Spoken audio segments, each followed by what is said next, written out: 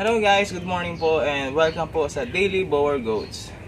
So ngayon update lang po tayo dito sa ating mini backyard. Kakatapos lang natin magkumpay. Ngayon nga po pala is August 7, 2025. So ayan, meron tayo dito ang kumpay na Madre Cacao tsaka Pakchong Napier pang mamaya yan. Pero kung may matitira pa, edi pwede na siya hanggang bukas. So ito ang kwarto ni Earth Shaker. So kung matatandaan nyo guys, sa mga nakasubaybay sa akin, ito ang kauna-unahan kong goat house. So nandito po sila Porcilo, sila Tae, sila Big Mama, si Arte. Yan. So hanggang ngayon buhay pa rin siya. 2 years old na tong goat house na to. Tabingi na siya. Kaya marami ng taling ano sa kanya, support. Ngayon, nakandito is Earth Shaker, ang ating full blood US Boer. Yan. So, meron tayo dito kliyente. Ito ay pagmamayari ito ng isang nurse sa Candelaria. So, syempre tayo tumatanggap din ng stud service, ano. So, syempre yung stud service, malaking tulong din para sa atin, pambili ng feeds, vitamins, para din sa kanila, no? So kung ano yung kinikita ng Earth Shaker, sinusupport din natin sa kanilang mga kasamahan. Okay? Pero hindi naman natin siya pinubugbog na araw-araw ay meron. At least siguro once a week, okay na yun. 1,000, 1,500, ay malaking tulong na yun. Yan guys, so kung makikita nyo dito, ang dami kong scrap na, no? Bote ng 1.5 ko, kaya kasi ay galing sa trabaho ko, iniipon ko. Para tataniman ko na ng Madre de Agua. So next time, hindi ko na pala gagamitin tong ganito kasi mahirap. So ito na lang, mga patayo na lang para maayos. So yan, tanim yan ni Macy. So ang benta namin dyan, 30 pesos each sa mga malalaki ng tubo. Marami na rin naman nag-avail. So ito, meron nga tayo dito ang Pakchong Napier din. Hindi ko pa maitanim, sobrang busy. Pero hopefully bukas may tanim ko na siya, day off natin, no? Dami na ugat. So tara, tuloy tayo guys. Yan, dito kita nyo, tanim natin yan, Pakchong Napier. Kasi gusto natin magmukhang farm talaga tong ating backyard na sa palibot is Pakchong Napier, Mombasa, Madre de Agua, Mulberry, Madre Cacao. Diba, magandang tignan. Ito nga lang, tanim namin na malunggay. Hindi, parang patay na tong nasa taas kasi kakasuwag sa Earth Shaker dito, pero siya pa buhay pa. Yan, buhay pa rin iba. Kaya ngayon hindi na namin binababa sa Earth Shaker. Ito guys, sa ating bagong gawang goat house. So ang capacity po nito, matutusin kaya siya ng 20 goats. Pero ang ginagawa ko, 1 per pen lang. Yan, so total of 8 pen sa loob, 8 kwarto. So, 8 inahin ang pwede sa kanya. So, yan. Tara, tayo. Ito guys, oh. Check nyo yung, yung ating lumang goat house. Earth Shaker. So, si Earth Shaker po ay medyo masama ang loob ngayon. Bad trip po ito. Yan, wala siya sa mood.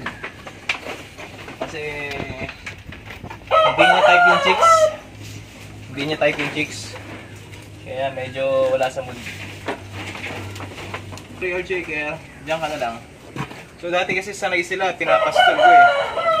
So siyempre nagkakaabulate, iba't ibang parasitiko kung ano nakakain nila. Kung maalala nyo dito, yung ating pangalawang goat house, kasi mas nauna siyang masira kasi hindi ganun katibay yung pundasyon. Kaya kung makikita nyo ngayon sa ating bagong gawang goat house, medyo matibay na yan kumpara dun sa pangalawang gawa. Okay guys, so pansamantala lang to ang ating hagdan. Kailangan lang kasi natin sila mag-yakit talaga agad. Kung tutuusin, no? Hindi pa tayo tapos, wala pa tayong dugo. Wala pa tayong hawakan dito. No? Hindi pa siya gano'n kasi. Tara, tuloy kayo guys, tuloy. Pasok po. turo ko kayo. Kung makikita nyo dito sa ating unahin na dito, single pen sa una. First pen. Ang laman niyan ay puro mga kagamitan ko pa lang. Pagkukumpunin na ito. So, dito sa pangalawa, yan, dalawang full blood. Anak po yan ni Nani. Actually, tatlo yan. Di lang pinalad yung isa. So, ito po is reserved Ito is available. 4 months old lang yan. So, ito yung ano natin, feeder. Na good for 2. Pang dalawang pen na siya. Maganda na mechanics na ito kasi divider na siya. And then feeder pa. Sa ilalim pa is brooder.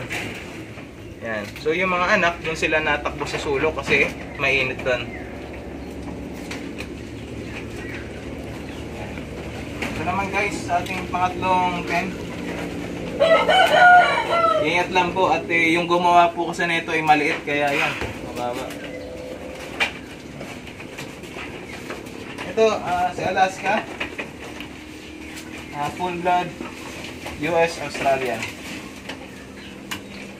Ang tigas, grabe. Loaded ka na ata.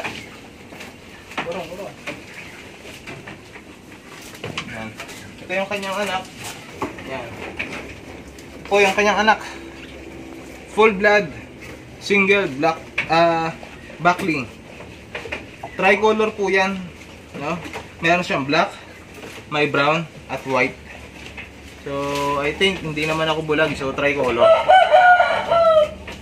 Yan. Ito yung pang-apat na pen. So, nandito po ay si Red Velvet. Kung makikita niyo po, triplets po yung anak niyan. Yung isa dyan is reserved na, painted. No? So, kaya kailangan maraming kumpay natin na magaganda, damo, legumes. Kasi, kailangan nila ng magandang forage para masuportahan nila yung kanilang mga anak sa gatas. Dito tayo guys sa panlimang pen. Pasensya na, hindi pa kasi tapos yung ating goat house. May ultimo lock, wala pa. So nandito guys ay si Cookies and Cream. Kita nyo naman po ang kanyang anak. Yan. Ito po ay single quad color Dolin. Reserve na rin po ito. Pagka babae, mabilis po talaga ma-reserve pag babae actually. Mabilis ma-reserve pag babae. Tapos andito guys sa pang-anim na pen, andito si Caramel. So kasama ang palad, kaya tayo guys ay napaasap na agad ng pag-transfer dito sa ating bagong goat house dahil ay nakunan siya. Yung luma kasi nating goat house is butas-butas na, hindi na kaya siyang i-repair kasi wala nang pamakuan. So dumating sa point na na-aksidente siya doon, nabuslot kaya nakunan. Sayang, dalawa yung anak niya. Pero okay lang, ganun talaga kasama sa pagkakambing yan. So ito, pang-anin natin na pen, nandyan si F-series natin, si Jamie. So si Jamie po ay isang beses pa na nag-anak yan.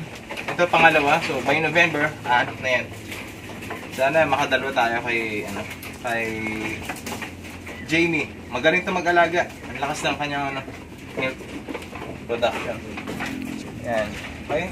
So ito guys yung last but not the least, ang ating senior citizen na si Nani. So kahit senior na po yan, papasampa pa rin. So December na anak po ito. Okay. So yung last anak niya sa akin is triplets niya. Yan. So hopefully maka triplets ulit. Pero kung ano yung bigay ni Diyos, ayun na, pasalamat tayo doon. Okay? So, yun lang guys, ang update po sa ating mini goat farm. Kung kayo po ay gusto magbisita, maaari lang po kayo magmensahe. No? Pwede nyo rin po ako kontakin sa aking Facebook. So, same lang siya ng pangalan, Daily Boer Goats.